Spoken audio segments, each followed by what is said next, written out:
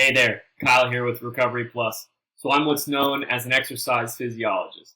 I work with Recovery Plus, which is a awesome home-based prehab and rehab platform that serves numerous health services for individuals or patients with chronic disease. And over the next several weeks, I just want to spend a little bit of time with you, just talking about a little bit about what exercise means in a medical setting, but more so what it can mean for you as a patient. So let's get down to it. What is exercise? And isn't physical activity and exercise the same thing? Well, that's a great start. It's a great question to ask.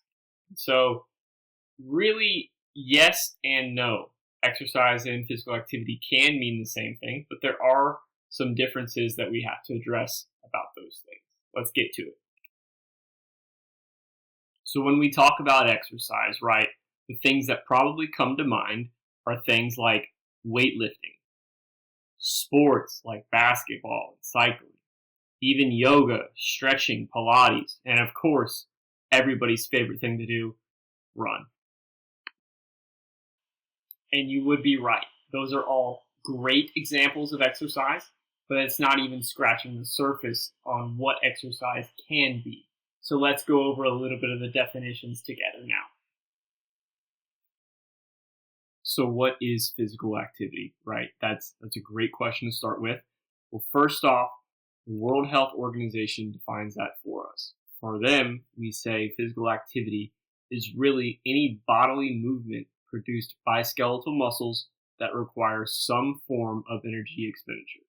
In simple terms, we can simply think that physical activity is any body movement that requires some level of effort.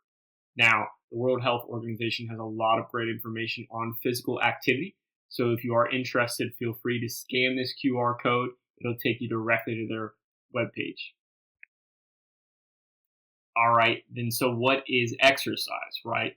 Well, the general consensus from several sources, including the World Health Organization, National Institute of Health, and even individual publications like we'll see in a minute, define exercise as a subcategory of physical activity that is planned, structured, repetitive, and purposely focused on improving or maintaining one of the components of physical fitness. So wait a minute. So in essence, any physical activity can be considered exercise if it is structured and geared towards improving a functional goal. And that's the whole concept of our services here at Recovery Plus. We work with you to structure an exercise regimen based solely on your personal goals and try to engage your favorite hobbies as a means to keep the body moving. Working out at home means sometimes we have to get a little creative, and that's just what we try to teach you. You don't have to join a fancy gym. You don't have to have fancy equipment. You just need to have a plan. So yeah, absolutely. Tasks like walking, something that most of us do all the time, every day. Even yard work, like raking leaves, can be considered exercise if we can plan it the right way. And then, of course, house chores, doing laundry, stuff like that. We can really make that an exercise regimen, make those things tasks the right way if we design it that right way. And then finally, even dancing. I mean, hey, props if you can hit the Carlton. But yeah, all those things can be considered exercise under the right plan and guidance. All right. I know what you're probably thinking, right? Kyle, so what? I already know this. Why is this important to me? Well, because when we look at the medical benefits of exercise, endless research studies out there have proven that physical activity or exercise has a direct effect on our overall health. But for us at Recovery Plus, we're not talking about the obvious getting into shape side of it. We're focusing more on the positive benefits that exercise can have on our overall health and our ability to manage chronic illnesses. So check out this review publication from Warburton, Nicole, and Bredin, published by the National Institute of Health, where they directly state that recent investigations have revealed that even greater reductions in the risk of death from any cause from the benefit of physical activity and fitness. But one of the more interesting things that we see from this same review article is actually found in the summary statement. It reads, however, the greatest improvements in health status are seen when people who are least fit become physically active. And that's such an exciting thing for us here at Recovery Plus, because what that is telling us is that even those who have little to no experience exercising really still have the most to gain from just starting out. So this is a great review article. If you're interested in reading a little bit more in detail on it, please scan this QR code as well. But it can go so much further than that. In fact, exercise has been proven to also have a huge impact on our mental well-being as well. So check out this quick clip from the National Institute of Health.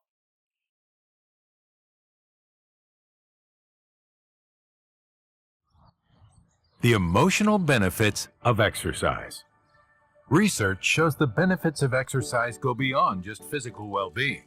Physical activities like walking, biking, dancing, yoga, or Tai Chi can help. These can reduce feelings of depression and stress, enhance your mood and overall emotional well-being, increase your energy level, and improve sleep. To learn more about the benefits of exercise, visit www.nia.nih.gov.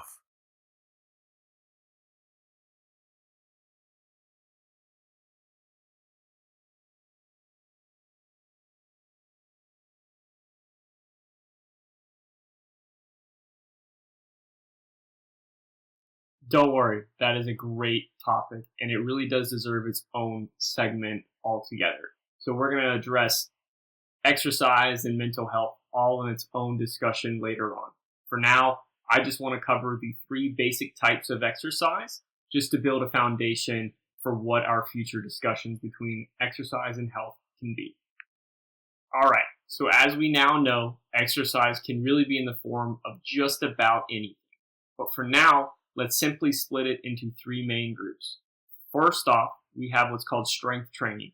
Now, this can be thought of as any exercise regimen that involves focusing on specific muscle contractions against a resistance to improve our overall musculoskeletal strength and response. So this is similar to like our weightlifting, any moving a force more or less, anything of that nature. But when we talk about balance and stability training, these are movements that are geared towards improving our body's overall ability to maintain body control or body positioning, as well as our posture. And then finally, we have what's called aerobic training. Now, this is where the focus is a little bit more geared towards taxing the cardiovascular system to improve our overall endurance or how long we can essentially tolerate a given resistance. Now, here at Recovery Plus, we can really design exercise regimens around any of these focuses, but aerobic training is really the bread and butter of our cardiac rehab program.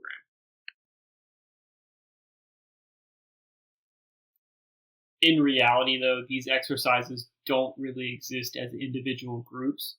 Instead, what we see is something more like this, where we see a lot of overlap and combinations of these exercise groups, depending on the exercises we do, right? So swimming, dance, gymnastics, yard work, all these different things that we do quite a bit in life are actually combinations of these different exercise groups in one.